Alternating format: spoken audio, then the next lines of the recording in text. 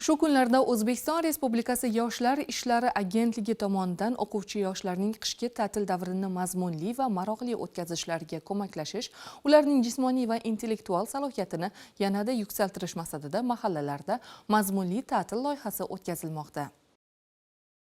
Dastur doirasida Termiz shahridagi Shodlik mahallasida joylashgan 3-maktabda Zakovat intellektual o'yini bo'lib o'tdi.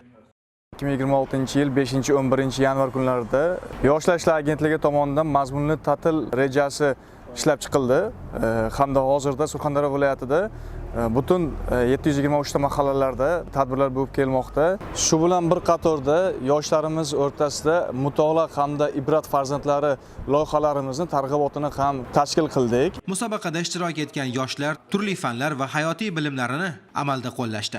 Aqliy salohiyat va tez fikrlash qobiliyatini namoyish etdi.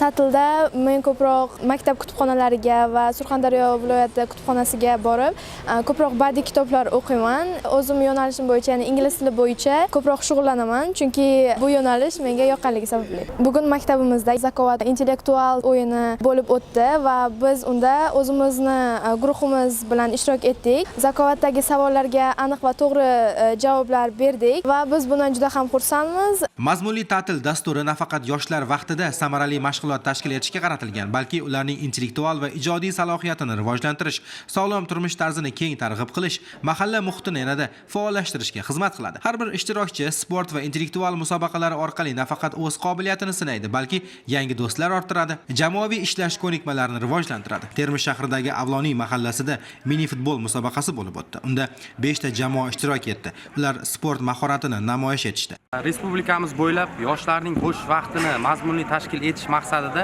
5 kunlik musobaqalar rejalashtirilgan. Termiz shahar Abdulla Avloniy mahallasida sporting futbol turidan ko'chalararo musobaqa o'tkazilmoqda. Musobaqa qizg'in tus olgan, jamoalar hammasi yaxshi tayyorgarlik ko'rgan. Qolgan musobaqalarda ham jamoamiz, mahallamiz faol ishtirok etadi. Barcha mahallalarni faol ishtirok etishga chorlab qolamiz.